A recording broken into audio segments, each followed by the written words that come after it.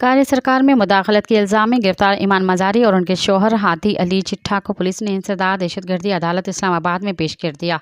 अदालत ने ईमान मज़ारी और हादी अली एडवोकेट का 3 रोज़ा जिस्मानी रिमांड मंजूर कर लिया। इंसदाद दहशतगर्दी अदालत के जज अबुल हसनात मोहम्मद जुल्करनैन ने जिस्मानी रिमांड पर महफूज फैसला सुनाया।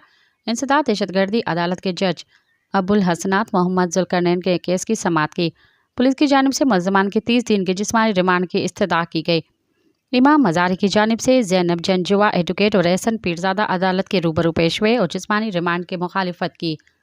एडवोकेट ईमान मज़ारी और हादी अली एडवोकेट के खिलाफ दहशतगर्दी के दफ़ात के तहत मुकदमा दर्ज किया गया है। मज़ीद ख़बरन ऐं तफ़सीलात लाइ विज़िट कयो असांजी वेबसाइट www.awamiNewsHD.com ऐं ॾिसंदा रहो अवामी न्यूज़ HD।